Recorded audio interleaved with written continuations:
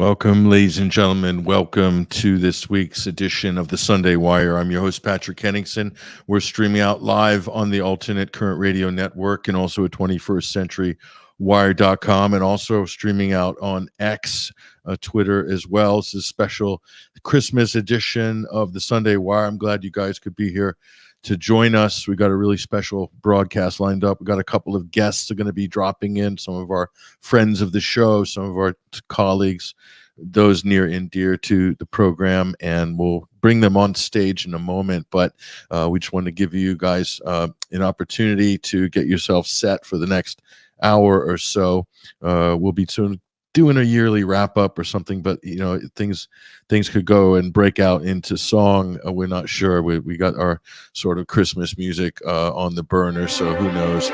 We're gonna bring in a special guest, Basil Valentine, in a couple of minutes. We're also gonna bring in Joseph Arthur, who's got a show on TNT Radio, of course. Joseph, recording artist, and a lot to talk about there, so looking forward to that. Anyway, what we'll do in the meantime is give a big shout out to everybody in our Sunday Wire chat room on 21stCenturyWire.com. It's got a new chat room. You got to log in. We had a new system put in the last week, so I see you guys in there as well. Good to see you guys in that sort of new community that we're building there, or rebuilding. And yeah, it's been an incredible year. It's not been the best of times for a lot of people. We've been here to give you our commentary, our news, our analysis, our feelings, our opinions. And the last couple of months in particular have been really quite challenging for everybody, but no more so than the people on the ground in the Middle East. So this Christmas, our thoughts and prayers 100% go out to everybody in that region, in Palestine, who are struggling right now on so many different levels. We might talk about that as well. And pretty much we'll give those prayers out to everybody in the region, even people in the Israeli, Lebanese, Syrian, Jordanian, Egyptian, if we left anybody out, Turkish, Iranian, Saudi Arabian, UAE. Our prayers go out to everybody, but especially the people of Gaza, especially. So we've got a lot to reflect on this Christmas.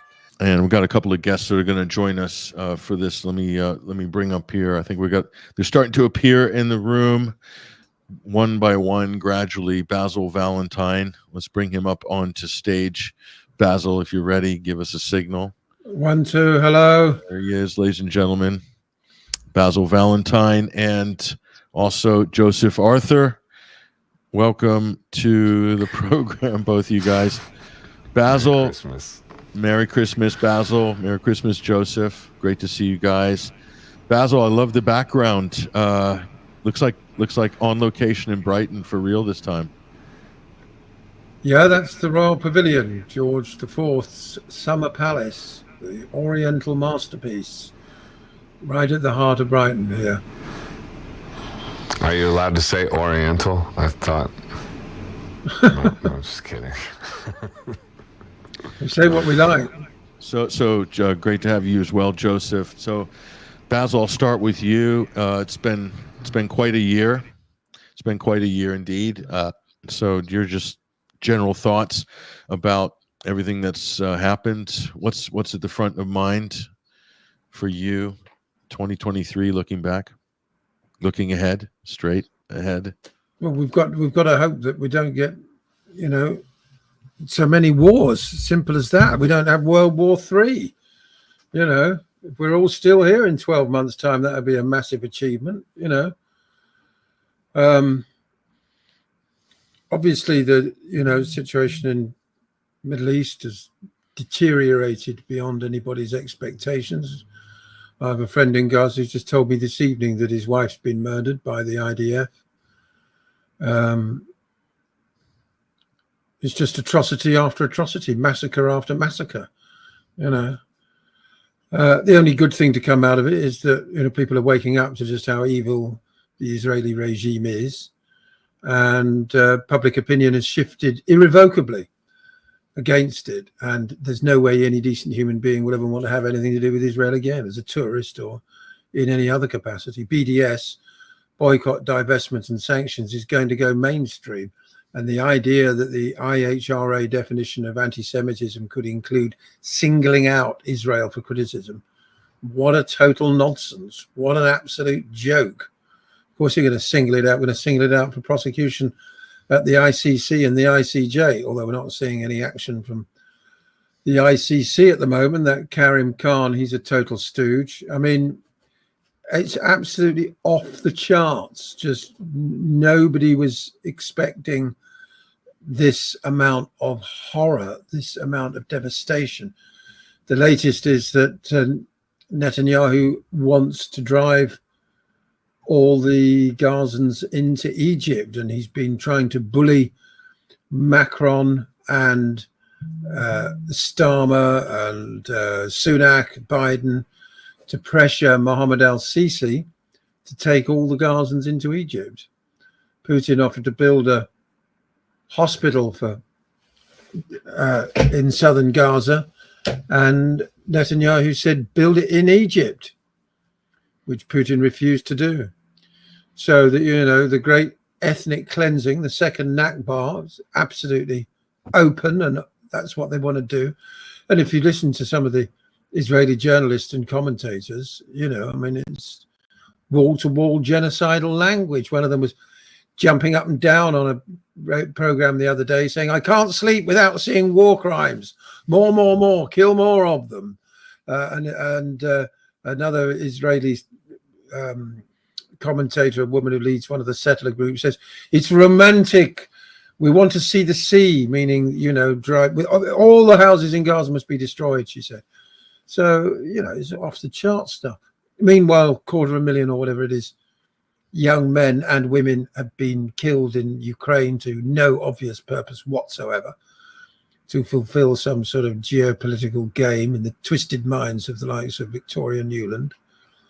And we've got these grotesque figures like von der Leyen, one, you know, strutting around, embracing that dollar store antichrist Netanyahu at every available opportunity. I mean, it's just the world stage has never been a more repugnant spectacle. Never. Not in my lifetime. I don't, you know, I don't think it in anybody's living memory. Spreading that Christmas cheer. I love that, Basil. Well, we've got to call it as it is. You know, we hope for better things. You know, the bright sparks are the fact that it looks like the Ukraine is going to grind to a halt of its own accord because they've simply run out of people and money.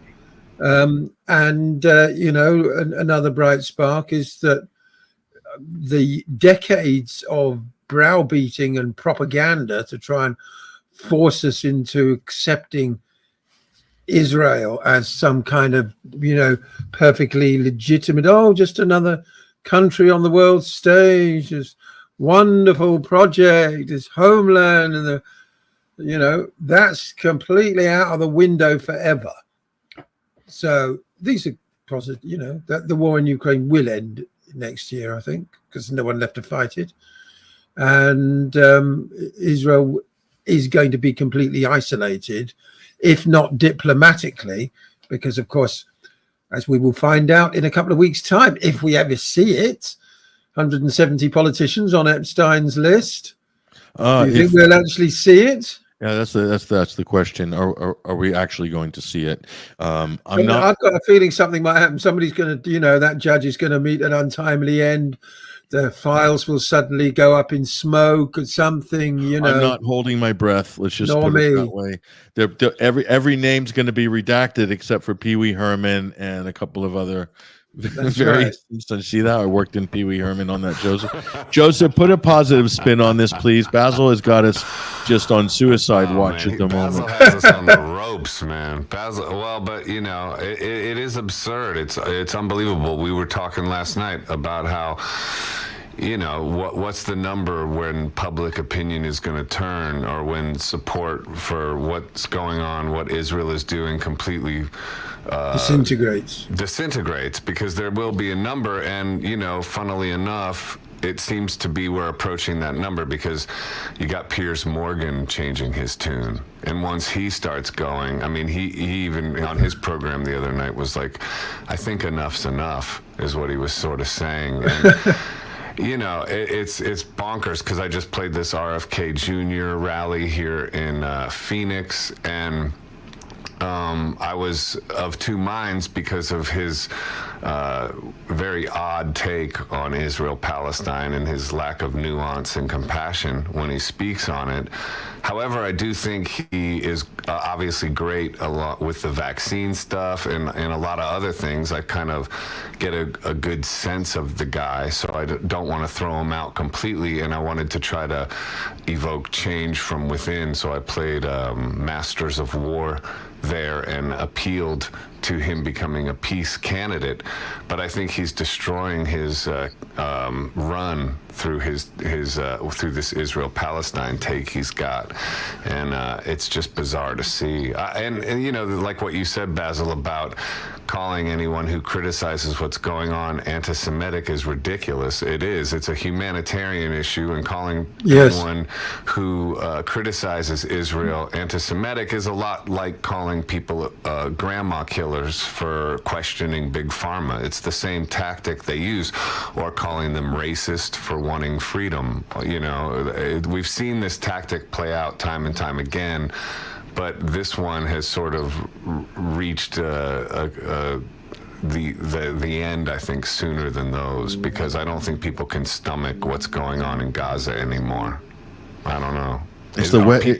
Are people still supporting it publicly? I mean, are people still, like, you know, is Ben Shapiro still going off on it? I haven't checked in recently. I think some of the hardcore people that are just, they're supporting it, but I think people who were not sure, on the fence, or felt browbeaten into it early, they're starting to back off now. Joseph, isn't this exactly like what happened with COVID and the vaccine? Exactly. I mean, tell us, because we talked about the parallels of this. It's like, identical. Go ahead. It's identical in that it was obvious a couple months ago, you know, that this was what this was, and the same exact tactics. It's kind of like narcissistic personality disorder on a global scale. If you've ever been in a relationship with a narcissistic personality disordered person, there's blame shifting, projection, all the similar tactics that we see here play out on the world stage.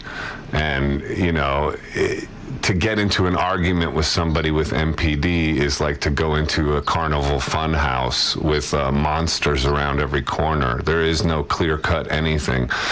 And even that whole, you know, onus of responsibility being on the outside of them. I mean, because the defense is Hamas is making us do this. Hamas is in their tunnels using civilians as shields, so they're making us drop bombs on civilians. It's not our fault. This is all Hamas's fault. I mean, literally, that's their main argument. That it's not our fault. We keep dropping bombs all over civilians. It's not that's like a wife beater saying, it's not my fault. You should have heard what she said. It's like, it's your fault, bro. I'm sure she said some really wild stuff to you, dude. I'm sure, you know, like, but you still can't hit her in the face. It's the same thing. Repeatedly with a bottle.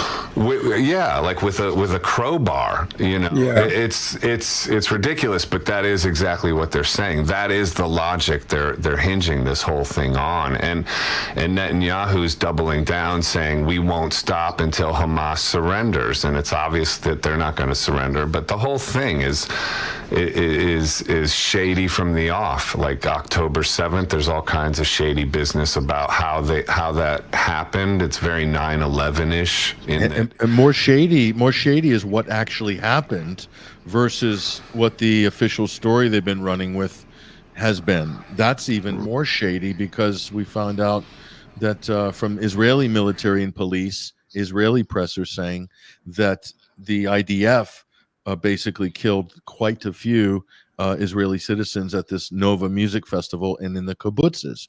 So it's not even coming from the Western media on this. Is coming from inside of Israel. And but I don't see, despite that, Joseph and Basil, I don't see anybody doing any revisions of their initial narrative, which was used to justify this massive bombing campaign of the Palestinian We live in civilians. a post-truth world, though. Look at COVID. Yeah. Look at all the people dying suddenly. Look at how obvious of a genocidal campaign the mRNA injection is, and we see the results all around us. We see 30-year-olds dropping dead left and right. You know, the three of us know we've never seen anything like that before, ever. You know, I mean, Steve Kirsch comes out with his bombshell data that clearly shows the vaccine is killing people, and we're supposed to pretend like we don't notice. You know what I mean? We're supposed to pretend like Israel didn't want to do what they're doing now to Gaza, and they're using October 7th as an excuse to do this. Like we're supposed to play pretend.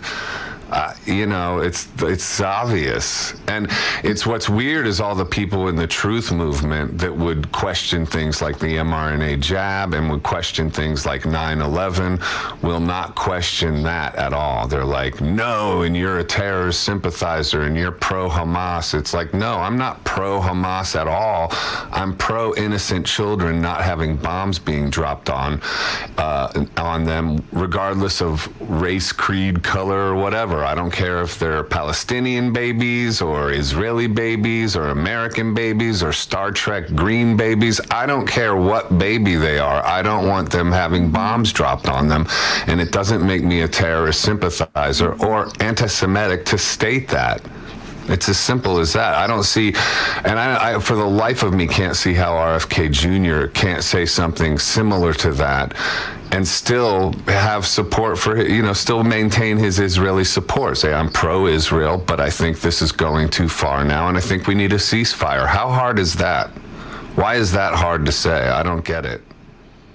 Yeah, that's a tough. That's a tough one. A lot of people I know were, you know, they're prepared to vote for him, and then this issue started kind of getting intense in October, and they were expecting him to be the peace candidate. And you kind of made that remark, didn't you, Joseph, at your recent gig? And that's tough for you. You know, I know that's a tough one. I know you're torn a little bit on that. But you want to try to provide a positive influence on the situation, and I know that's what you do, and I totally respect and back you for that.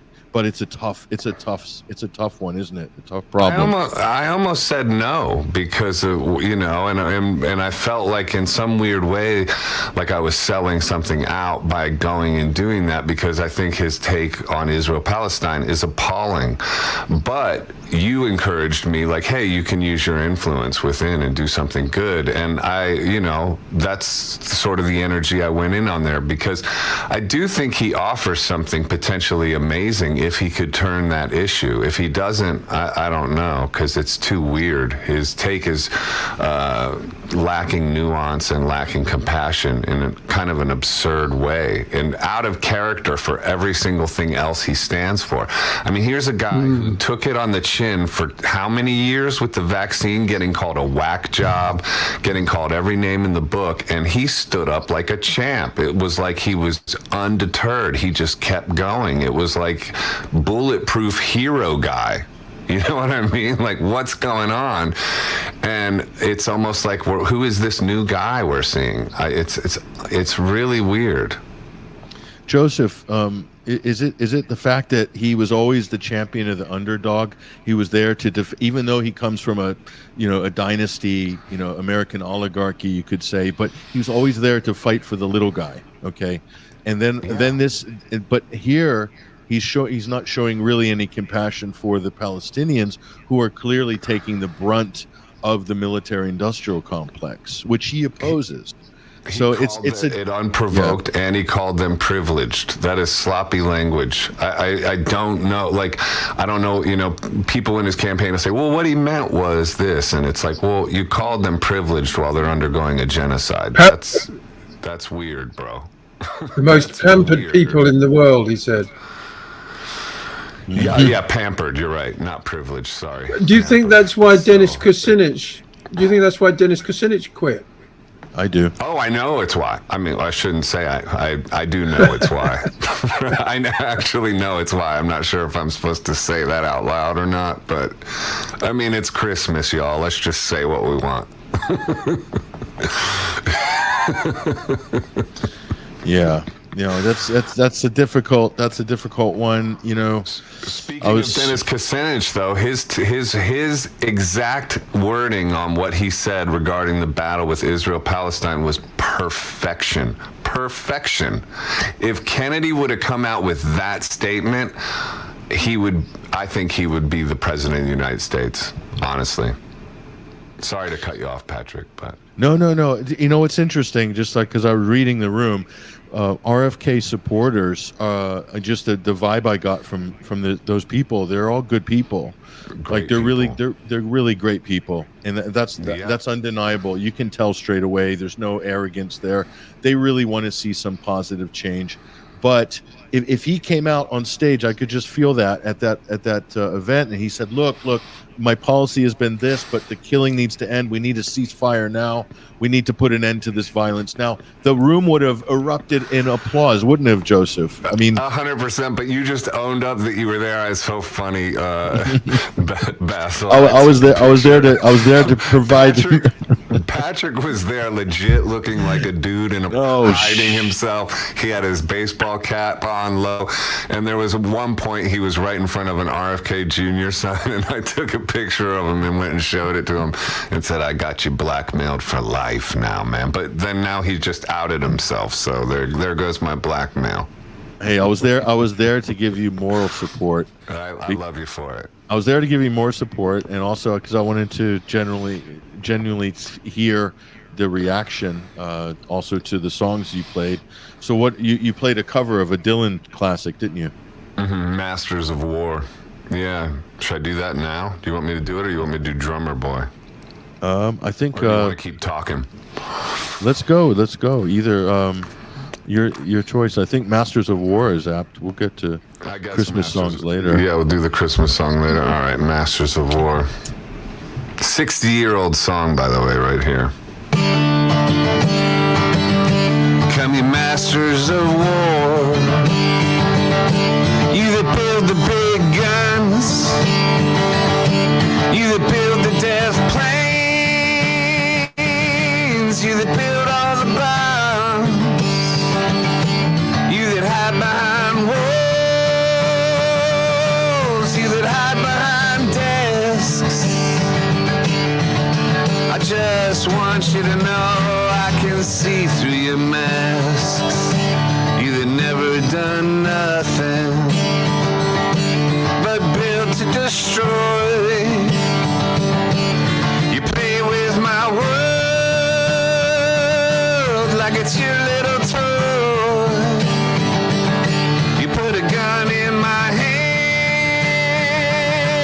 and you hide from my eyes, and you turn and run farther when the fast bullets fly. Like Judas of old, you lie and deceive. A world war can be won, you want me to believe, but I see through your eyes like I see through your brain, like I see through the water that runs down my drain.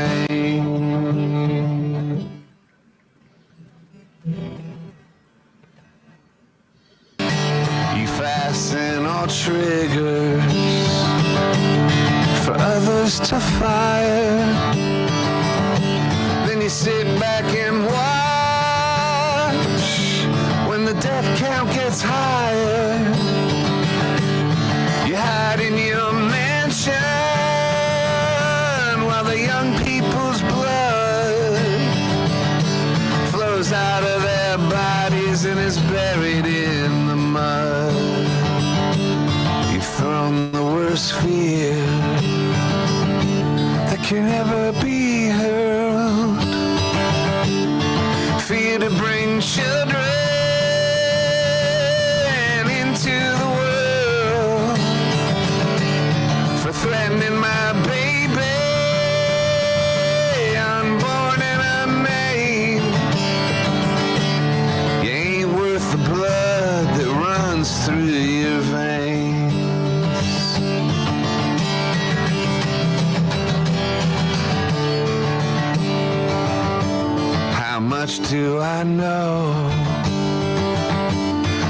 talk out of turn.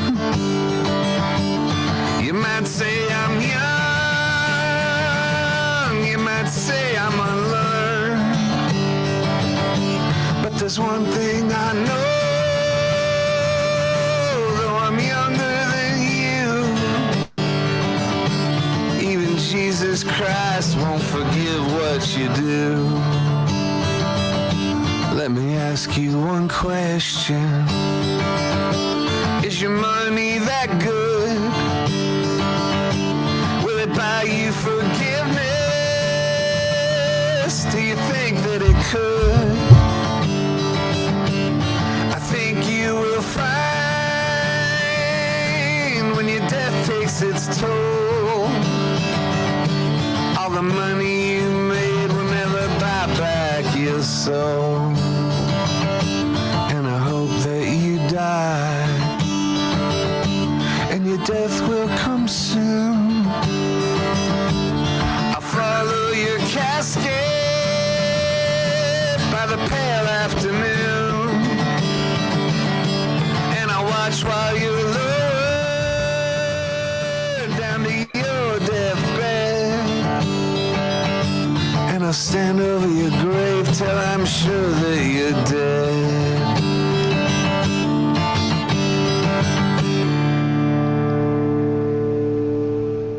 All right.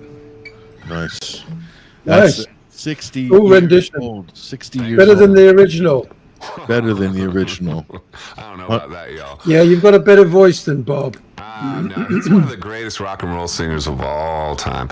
You know what his strength is? Enunciation. His enunciation is something to be marveled. Even when he was a kid, he was so good at it, so clear with the words. But I mean, his singing on Highway 61 and Blonde on Blonde is as good as anybody ever. As good as Lennon, I think. I really do. But of course, he plays with his voice so much, like, you know, like how many artists sing like he sang in Highway 61 and Blonde on Blonde, then come out with, you know, where he changes his voice entirely. Like, it's like he's got that, across a big bag, you know, like that whole weird voice he turned into. It's just like, you know, he's experimental. Did it sound okay? Was it distorted or was it all right? Yeah, the vocals were a bit distorted, but it actually gave a little bit of like sort of old school radio steel grit to it. I kind of liked it, actually. All right, nice. Yeah, it was good. Oh, sorry. So I was like thinking they might boo me off the stage. Remember, Patrick? I was like, you know, because and I soft sold the like peace thing. You know, I didn't come in and say he's got to change his viewpoint on Israel-Palestine. In fact, Patrick guided me in a little bit with messaging there, and it was complimenting him on calling out the masters of war with Russia and NATO, Ukraine situation, and then just saying my only hope is that he becomes a full-fledged peace candidate. And then I went into Masters of War, and I felt like that delivered the message. And then I found out today that somebody played him the recording, because I guess he wasn't in the same room, and he said fantastic, and they were like, please send us the whole version because we want to play it for him, and he was like very, very into it. So and you should send him the other track. You should send him the other track as well. Oh, Ceasefire Now. Yeah, I will. I mean, yeah, maybe we will be able to affect change from within, because, you know, you got to think the guy's a rock star, right? And he's around a lot, and you know what happens is you end up being around yes people. People don't want to challenge you directly, you know. And I'm sure he gets soft challenged. I don't know that he gets hard challenged, you know, and maybe made to think a little bit differently. I don't know. Yeah, I mean, look. He looks very staid in his ways on this issue. But you know, I think his window of opportunity is passed, because Biden might beat him to the punch and, you know, calls for some ceasefire or something. Who knows how it's gonna pan out? But you know, it's very. There's no sign of that at the moment. You know, the resolution at the UN has been watered down to avoid the American veto so far as to be completely meaningless. Yeah. So you know, officially the American stance hasn't changed. I'm pleased to say the French have pulled out of Operation Prosperity Defender. What is it called? Operation Prosperity Guardian, which is the ludicrous name given to the coming war on the Houthis in Yemen. But the French want no part of it. I think they might have originally signed up, but they're out. So that's crumbling before it started. Apparently, even the US hasn't got enough warships. Who knew? Who would think the new global superpower, the Houthis? It's Yemen. That's right. They've got the ballistic anti-ship missiles, and the Americans don't want to lose any ships. No, they've got balls, is what they've got. They've taken on everybody. Patrick. I think I'm just you got listen. a crush on the Yemens, dude. Come the man, come the moment. Look, it's Yeah. they stepped up. Who else has stepped up? They literally got Rishi Sunak to call for at least a sustainable ceasefire within hours of the oil companies, BP, and them saying they're not going to ship oil through there. Boom! All of a sudden, it woke up. 43 minutes, apparently. It took 43 minutes between that yeah. announcement, and Sunak suddenly saying he wanted a ceasefire. So it's the Yemenis. It's not the Americans. It's not the. Yeah. I think you froze, Patrick. Patrick's completely frozen. So what do you think's going to happen, Basil? I don't know if we're still on air, but I'm assuming we are. So let's keep going. What do you see as the end game here? It's a very good question because we're in completely uncharted territory. The Israelis want ethnic cleansing. Netanyahu's made it clear. Most of Gaza is uninhabitable. I think something like 25% of all buildings have been leveled. So, are we going to have a huge reconstruction effort with billions of dollars pouring into Gaza to rebuild it for the Gazans? The Israelis don't want that, won't allow it. Are we going to allow them to not allow it? This has been brewing for some time, really, a conflict between the civilized world and Israel, which of course masquerades as the civilized world. That stuff that Netanyahu was coming out with a few weeks ago about we are the children of light, and then in the next breath saying, remember what Amalek has done to you, referring to a biblical enemy who have to be exterminated down to the last baby. It's absolutely off the charts stuff. This conflict has been brewing for a long time. As I said, at the moment, the sort of friction point is that he's trying to persuade Western leaders to persuade Sisi to accept everyone as a refugee, which they're refusing to do. But there's going to have to be an enormous amount more pushback against the Israelis.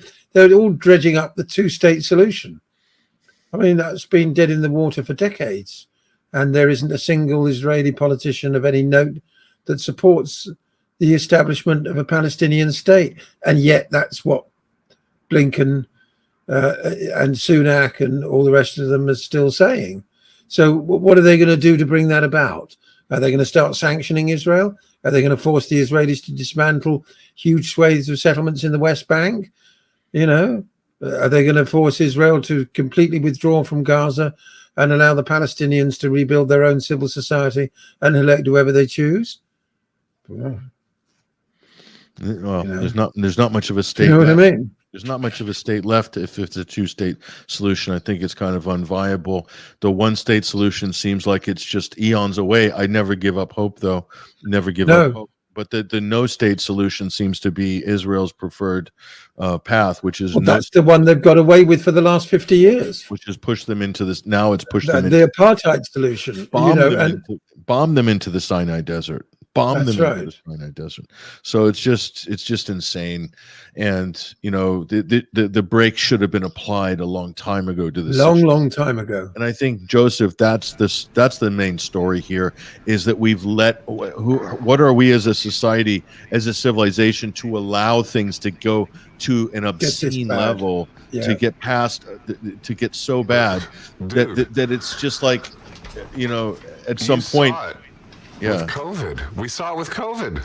We saw that. How could we have let that happen? How like we can let it happen because people are so afraid of social shame. It's absurd. Our whole world is descending as a result of fear of social shame. Because if you criticize this, you got called an anti-Semite, which is like the worst thing you could get called. You know, so it's like you had to not care about getting called an anti-Semite, and most people are not that brave. And all of us who didn't care because we've already been canceled, we've already been called racist, we've already been called alt-right lunatics, we've already been called every name in the book, so we just know, okay, if I want to speak the truth, I'm going to get called bad names all the time. But what about resistance from within Israel? There must be Israelis that are also being like, yo, dude, I'm not for this. This is insane. There should be. Unfortunately, they're a tiny minority, Joseph. That's the disappointing thing, you know. Yeah, unfortunately, it's a humanitarian issue. It's not. I just refuse to view it as a political issue. To me, it's humanitarian. Well, absolutely, it certainly is at the moment. Yeah. Yeah. Well, look, I'm like, what's next? What's next? What's going to happen next? So we can sort of say, you know, does someone want to drop nukes to see what happens? Well, what happens next? You know, I can understand Joseph continuing to support RFK. I'm afraid he's out with the garbage with me. I'm afraid I was all in favor. I was very excited. I was very disappointed when the DNC made it perfectly obvious that it didn't matter how many votes he got, they weren't going to let him win the nomination. No, they canceled the primaries. They canceled everything, didn't they? The Democratic Party canceled the Democratic primaries. They're basically no democracy. I mean, they just don't want anybody challenging Biden. I mean, listen, RFK is an experienced litigator. He should have filed a lawsuit at that point. On behalf and for the benefit of the American people. For the benefit of the American people, it's a no-brainer. So it's like, where's this? Where's our head on this? It was so wrong what the Democrat Party did to shut him out in the primaries. So it's another red flag that I just cannot resolve in this story. It's crazy. Yeah, and I mean, no independent has won for 150 years or something. It's just not going to happen. It's a symbolic run. It's a symbolic. It is now. What I wanted to say, though, on a positive note, is that more and more people realise that our politics is completely broken. Congress does not represent the American people. The United Kingdom Houses of Parliament don't represent our people. Whether it's on COVID, the one MP who stood up and made a speech about the excess deaths in the UK, he was completely shunned. They had another meeting a couple of weeks ago where more MPs were present. I don't know if you saw that, Patrick.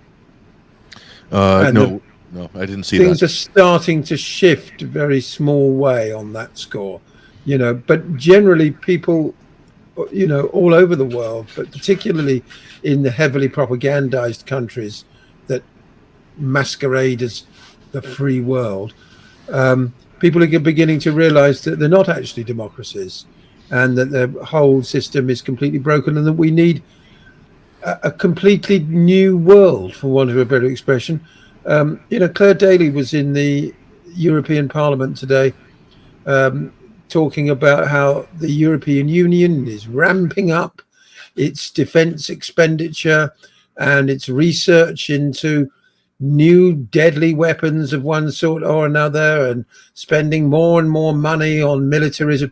The world needs to take a step in a completely different direction, which it was in the late 1980s and early 90s, time of the fall of the Berlin Wall and that. We did move towards demilitarization.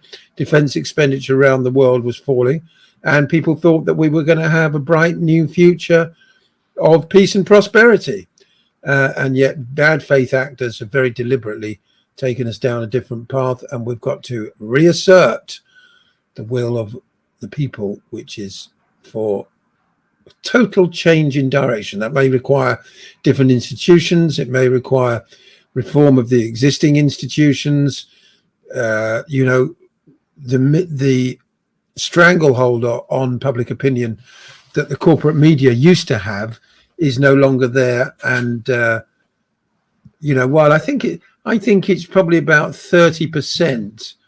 A lot of older people, a lot of, dare I say it, less socioeconomically advantaged demographics still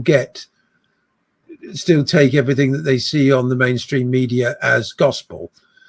I think it's probably about 30 or 40%, but an ever-growing number get their news from social media, from sources that they choose more discriminately. And the result is that public opinion isn't as easy to control as it used to be. Although they're going to try and do something about that. Of course, we've seen all these attempts to curtail free speech and freedom of access to information that governments find uncomfortable. So, it's interesting on that front is that the most amount of censorship that they've, as a watchdog group did a report on this. It's Meta, it's Facebook and Instagram. Yeah, basically a blanket ban on any pro-Palestinian content. That's right. That came out this week. Kind of crazy, isn't it? Yeah, just the insanity of that. So, yeah. Even Owen Jones noticed for the first time that his videos about Palestine had been massively dialed down by Meta. Yeah, and he was complaining about it. Now, he's what gives them the typical of the sort of liberal left commentator whose position, because he was a member of Labour Friends of Israel, sure, which was basically an entryist organization designed to discredit Corbyn. And what's his name? Owen Jones played his part in discrediting Corbyn in articles in The Guardian and whatever. But he's completely shifted his stance. And as Joseph said, even Piers Morgan has. Well, all you need to do is look at the facts, look at what's happening. Hold on. If you have any sort of moral, go on. Yeah, Joseph. Piers Morgan doing a U-turn after 9 weeks. What do you think about that? Well, what you were saying about Meta and Instagram, if they're censoring a particular side, that's the correct side. So, I mean, that's an ironclad rule of the universe. If Instagram is censoring it, then that's the truth, So, I mean, yeah, Piers Morgan is shifting. Like we said, there's a number. You can only witness an atrocity for so long before, I mean, I think people are generally good. I mean, I think people mean well. I know that we're, I don't think people are as evil, but they fall for evil tactics. Yes. Like what we were talking about yesterday, Patrick, where it's like seek first the Father. I mean, when you were asking Basil about what's next for 2024, for me, it's seeking the Father, because that's what we have to do. We have to seek God first every day and decide what operating system we want to operate on. Either mental clamoring mind, social media, hellscape of insanity, or presence and quiet with God. And that's really what we have to do to survive this time, because we're in such an epic spiritual war that's playing out and reflected on the outside world. I mean, it's what's going on in Gaza is representative of that war that we're in, and it's a manifestation of what's happening internally with people in the mRNA jabs as well. And what Geert Vanden Bossche is saying is very alarming. His latest interview with Steve Kirsch, he reckons there's going to be a cascade of death. The only thing I can do is spend my mornings in total quiet, off of social media, off of my phone, and in a state of sort of meditation or deep prayer.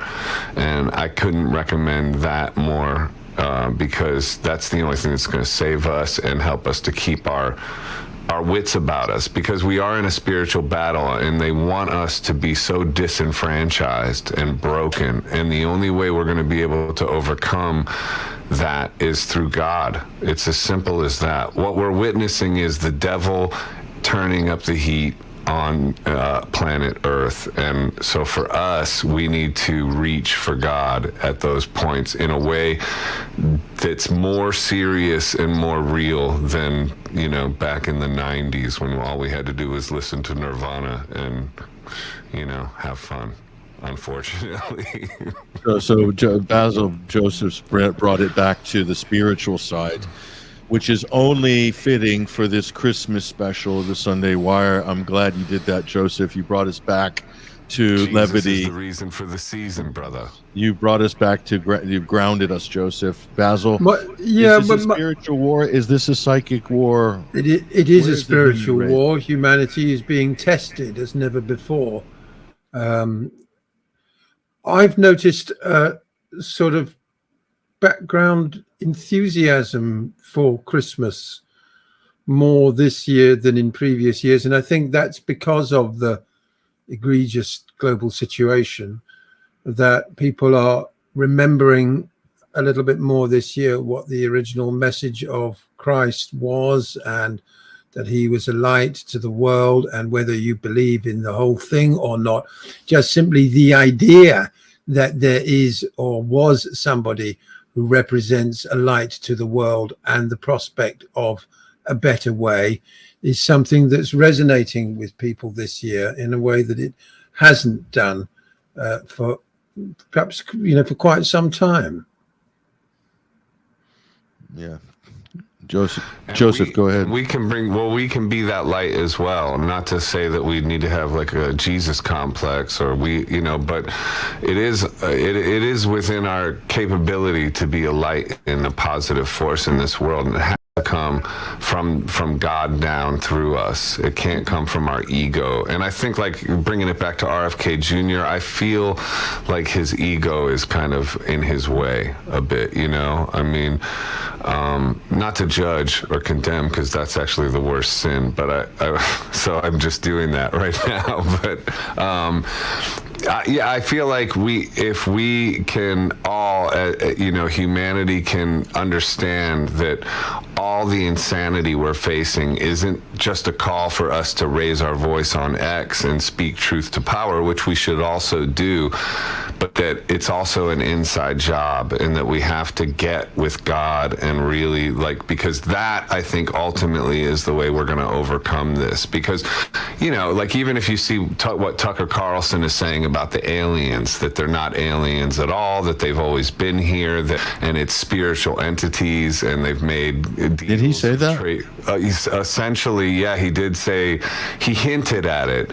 And, right. He hinted at it, and then you go down a rabbit hole and the deals, and I went down that rabbit hole. And then if you look at your iPhone and the bitten apple on the back of it, that goes to Genesis. I mean, it's trippy. You can't make this stuff up. And the apple is the knowledge of good and evil. Well, what has technology brought us except for the knowledge of good and evil? Judgment and condemnation. We're attacking each other with judgment and condemnation. I mean, I'm guilty of it as well. I just called myself out for doing it to RFK Jr. So it's our nature to be judgmental and condemning, because we've all bitten from the apple, unfortunately, or we're strapped to our iPhone. It's true, it's trippy, but it's like simulation stuff or whatever. But when you hear about these aliens, and that the government is in touch with non-human life forms that they're making agreements with, of course. So they say.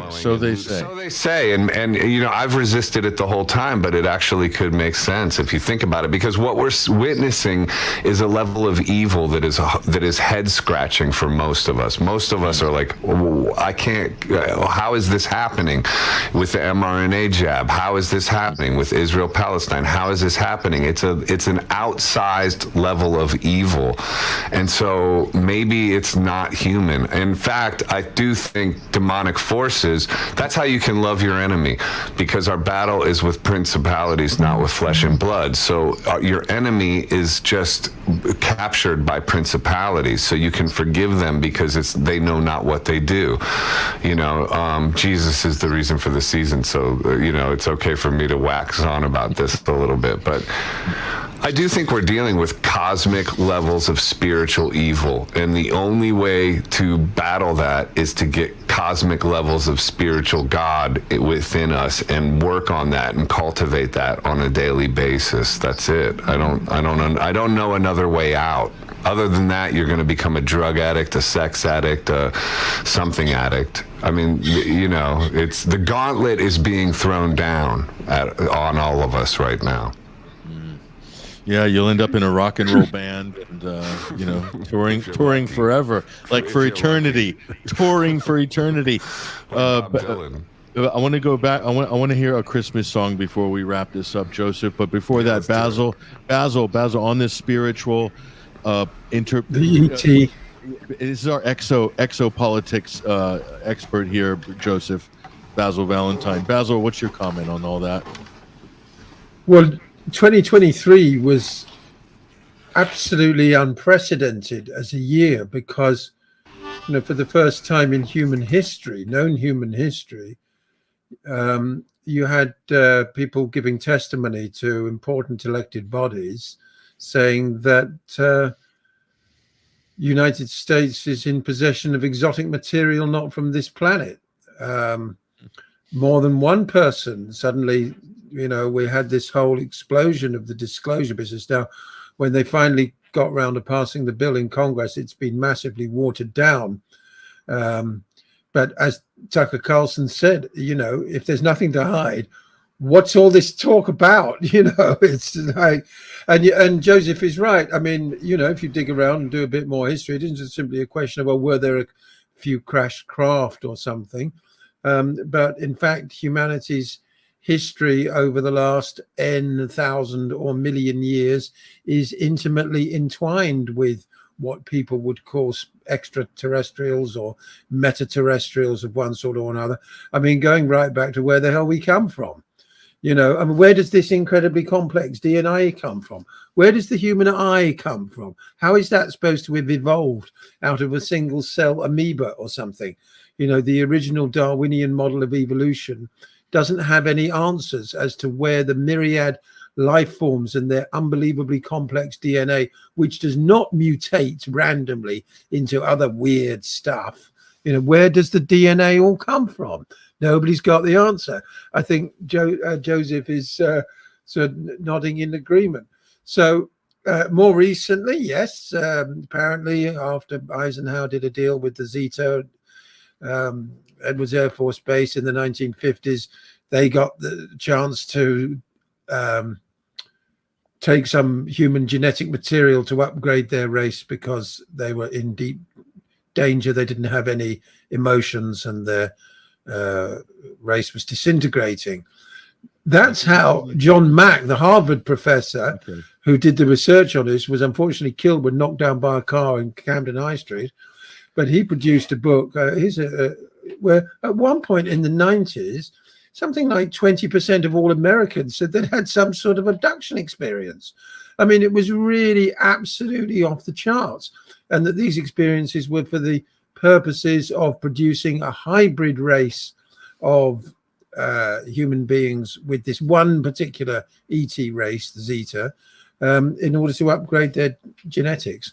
And this is but I digress. I digress. And who's according to who? Just so we have a reference. Multiple sources. Look it up. Yeah, just Google it. Look it up.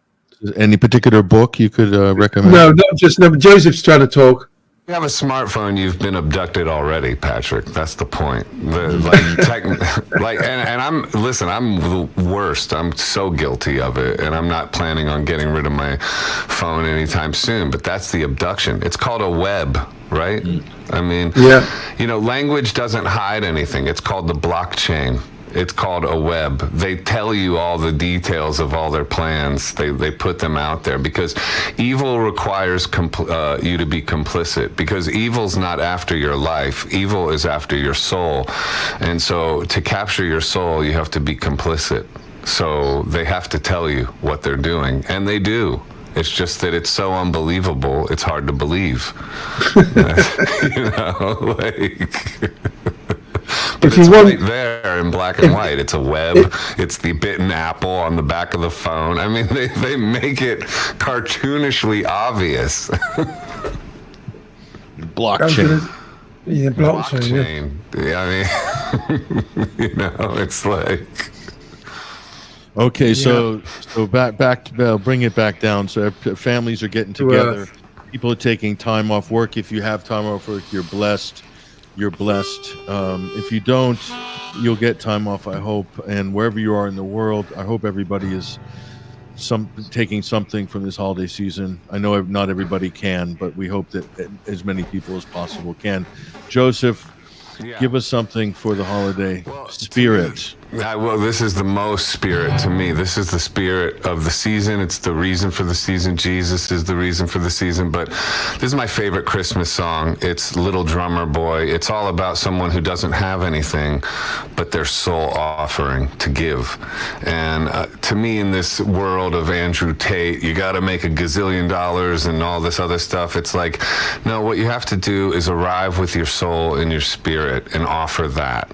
And if you can do that, you'll be blessed beyond measure. Come, they told me, ba-rum-pa-bum-bum, a newborn king to see, ba-rum-pa-bum-bum. Our finest gifts we bring, ba-rum-pa-bum-bum, to lay before the king, ba-rum-pa-bum-bum, ba-bum-bum.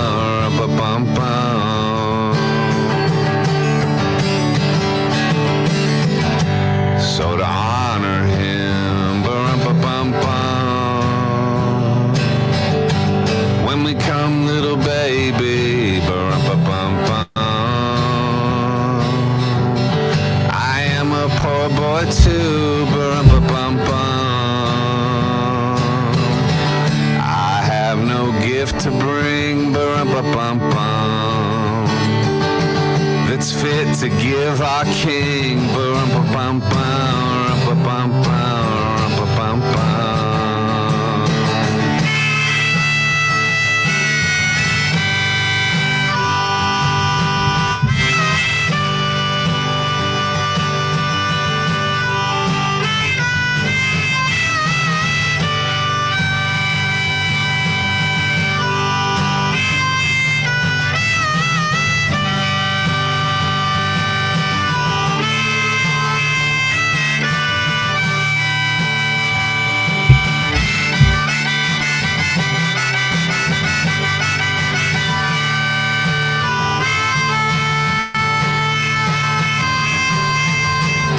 Shall I play for you, ba-rum-pa-bum-bum? Mary nodded, ba-rum-pa-bum-bum. The ox and lamb kept time, ba-rum-pa-bum-bum. I played my drum for him, ba-rum-pa-bum-bum. I played my best for him, ba-rum-pa-bum-bum.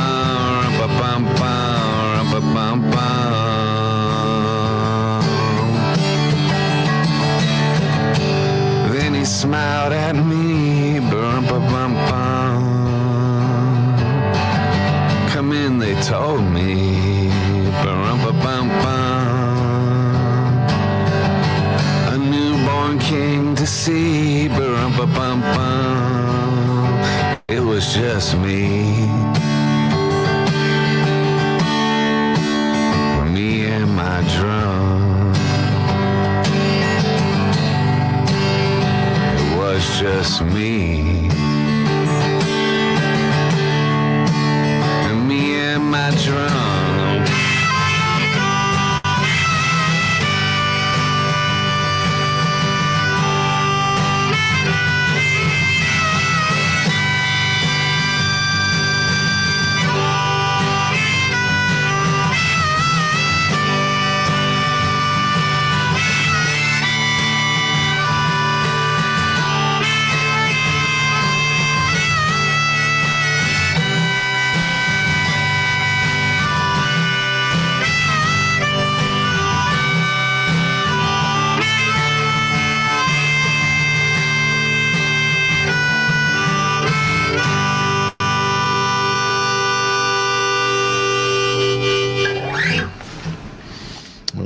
Nice one. Round of applause for Thanks, Joseph. Clapping out there on the live broadcast here on the Sunday Wire. Basil. What a song that is, huh, man? Yeah, who wrote that? Do you know? I think it was a lady, actually. I don't know. I forget. I looked it up before. I think it's a lady, but I can't remember her name. But just the messaging of that, just that, bring your soul to the king. You don't need to bring gold. You don't need to bring $1 million. You don't need to be an influencer. You just need to come with your soul and be present as much as you can, because this world is trying to do everything it can to prevent that. And I think that that's our main, that would be my New Year's resolution, is to be as present with God as possible in this insane asylum of a world we're living in, to put God before the world always. Because if you put the world before God, it's a guarantee of pain. But if you put God before the world, perfect peace will heal your brain. So that's a good New Year's resolution. We were talking about Joseph last night. First thing when you wake up at 4 a.m., 5 a.m., or whenever you wake up. Not everybody does. But in Arizona, we wake up very early. At least I do. I do every day. It's I go to the cold plunge. I go to the infrared sauna cold plunge place, and I spend the first hour and a half of every day, no headphones, no phone, nothing, just silence and being present. That's it. And then and that's my practice, and I do that.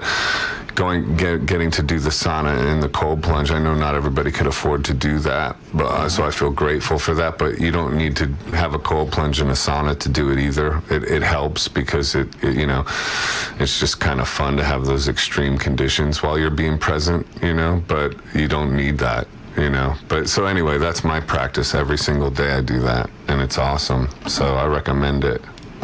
Have you got a cold plunge, Basil, nearby? Well, it's cold it's cold in England at this time of year. I've got the ocean outside, but I don't. I'm a cat. I don't like cold water. Nobody likes it, dude. But it'll boost your testosterone. You'll feel amazing, man. Okay. 5 minutes of 38-degree water today. It was right. Awesome. Yeah. I'll take your word for it. I'd rather boost my testosterone by eating oysters. We'll do both. Eat oysters in the cold plunge, man.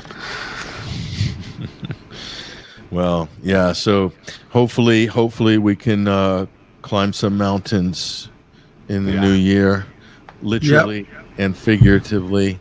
We've got a lot of mountains to climb, don't we? We've got a lot of mountains to scale, and I can speak for everybody who's listening and everybody who is out in the world. We've all got some incredible mountains to scale, and looking forward to the challenge. You got to be ready for the challenge. You got to get yourself ready, mentally, spiritually, physically.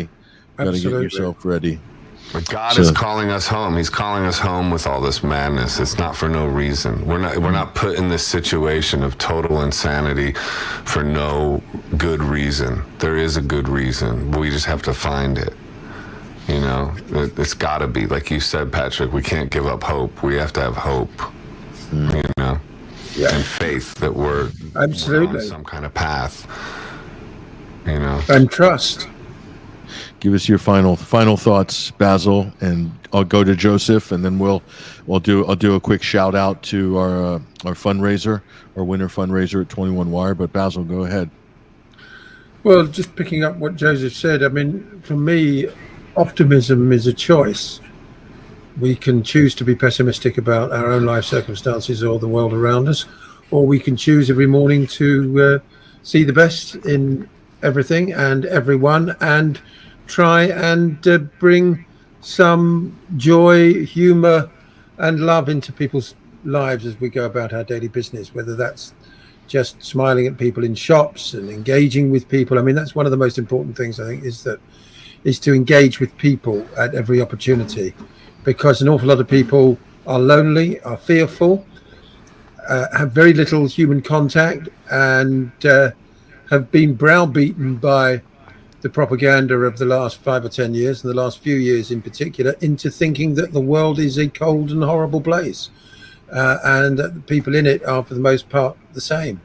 So if we can do something to introduce a bit of a bit of levity, a bit of joy, spreading some good feeling around us, then we're on the right path. Joseph, go ahead. Your final thoughts for what for he Christmas. Just said, I love it. It's like, be friendly to people, love people, even the people that have wronged you or cast you out because maybe you spoke truth to power. Forgiveness is everything. It's being present with God every day. But in order to get into the kingdom of heaven, you have to forgive so that he can forgive you. You cannot have resentment in your heart at all. And the way to forgive is to understand that people are demonized, literally. It's not them. It's demons working through them, and not everyone is as strong as you. So demons can get to them, they can work through them, and you'll think they're doing evil to you, but it's from everything is spiritual. So if you can hold forgiveness in your heart, I use Ho'oponopono. I love you, I'm sorry, please forgive me, thank you. It's a mantra that goes through my head a lot. Whenever I feel resentment brewing towards someone, I say I love you because you're here to help me evolve. I'm sorry because I've cast you into this role as being here to help me evolve in this way. Please forgive me. I love you, I'm sorry, please forgive me, and thank you for that, or whatever it is. But it's like, is that a Native American mantra? It's Hawaiian. Hawaiian. It's Hawaiian, and there's Dr. Hugh Lin is somebody to look up and hear him speak about it.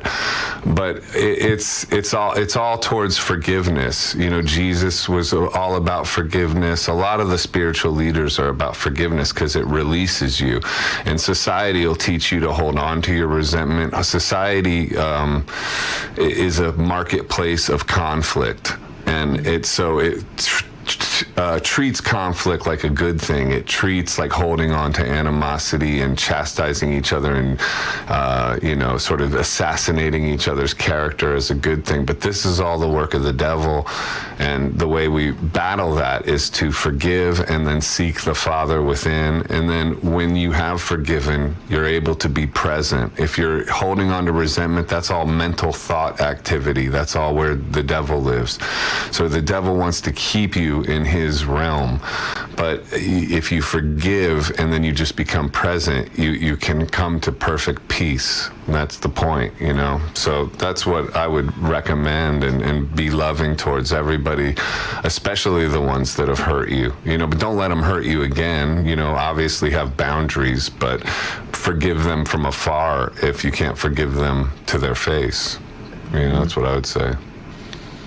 Amazing, Joseph. Amazing. Thank you, Basil and Joseph. Look, and a big shout out to everybody. I want to give also a big shout out before we go. Thank you guys, by the way. Merry Christmas. Yeah, Merry Christmas, Patrick. Thank you. Merry Christmas. You're a gift to the world, my brother, and a gift to me as a friend. And I love climbing Camelback with you and kicking it. So touche, mon ami, touche. And Mr. Valentine, Mr. Joseph, it's been an absolute pleasure. We will no doubt be crossing paths on the airwaves in a couple of days. So got a little bit of time to breathe. But we'll see you guys on the TNT radio streams. We'll see you on the podcasting streams. Maybe we'll see you back here at this venue. Maybe I'll see you guys in real life at some point. Probably not long now. So, hey, Patrick, you got to practice forgiveness to like wacky New Zealand DJs that are calling you names because you're speaking truth to power.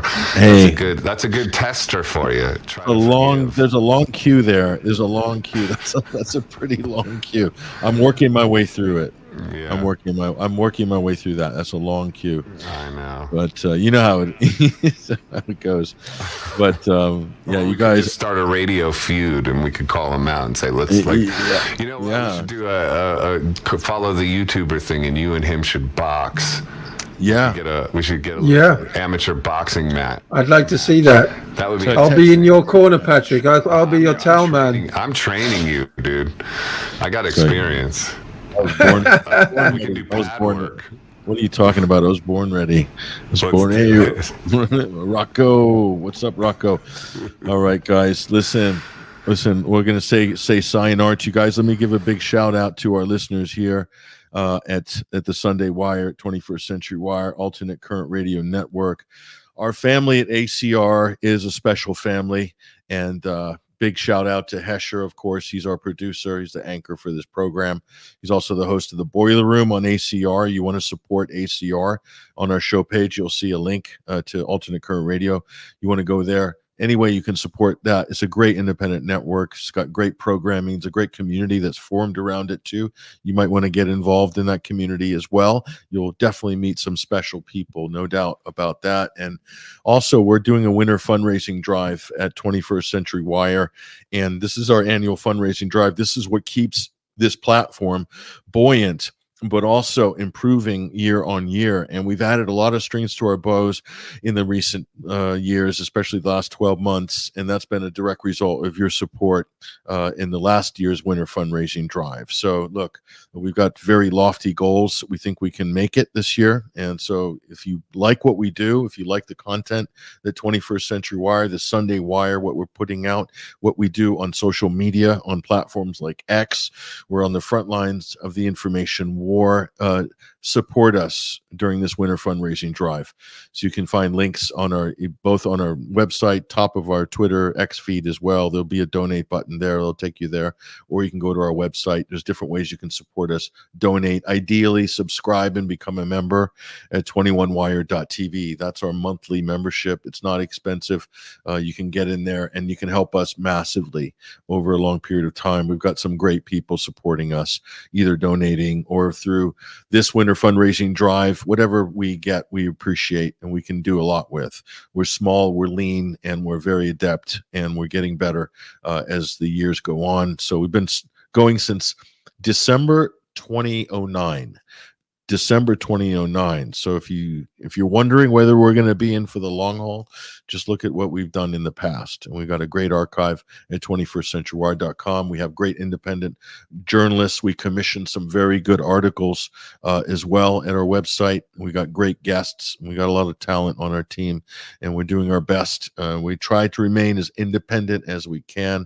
We think we're doing a pretty good job speaking truth to power, what Joseph and Basil have been talking about during our discussion earlier. So we're doing all this, and we need your support to do it. We want to do more, and we do have some projects that we're working on behind the scenes, and we have done a lot to stabilize as well our platform in terms of security, web hosting, a lot of features that you'll see on the website, like our various chat communities, our live blogs, things like that. These are all improvements we've been making to the platform. So we couldn't do any of it without your support. So thank you guys, and Merry Christmas to everybody out there in our 21st Century Wire universe, our ACR universe. You guys are amazing. So we're probably gonna wrap this one up. And yeah, it's been absolutely amazing. So we're gonna go to our outro right now. And again, you guys take care. Merry Christmas. We'll see you in a few days. We'll touch base before the new year, and we're also going to run our annual top 10 conspiracies of 2023. This is an annual report we do every year.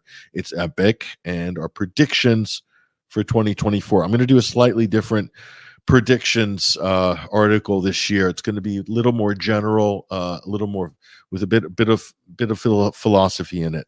Slightly different take, but it'll be similar to the last year's, the previous years. Anyway, we've got them all archived.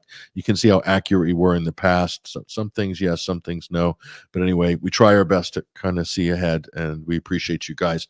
And also, we appreciate our affiliate sponsors, New Dawn Magazine. New Year's edition's coming out very soon. Support New Dawn Magazine. It's the best print alternative publication in the world. We're very honored to be a features writer for that magazine, and they're a great supporter of us, and they have been for a long time, 21stcenturywire.com, and they're based in Australia. They're amazing. Support New Dawn Magazine, either with a digital copy or a print copy. Also, if you're in the market for a VPN, we recommend Surfshark. A lot of people are happy so far with what Surfshark's got to offer in terms of its privacy, its encryption, its independence. It's passed all its audits with the independent auditors. The price is right. Unlimited devices per household. So it's a good package. It's a good app. it performs really well. So we like Surfshark as well. And Clive DeCarl, if you're looking for alternative health supplements, nobody is better, especially if you're in the UK, than Clive DeCarl. He's amazing, and his products are amazing, and we're very happy to be authoring those. Click through the link on our website, and you'll get an opportunity to support us in the process. You get great product. You support our platform. It's a win-win for everybody. So listen, you guys, amazing. I don't know if I've left any of our other affiliates out, but listen, you guys, that's all we got time for. That's it. That's the show. Take care, and we'll see you guys next week or during the new year, perhaps. So take care. All the best.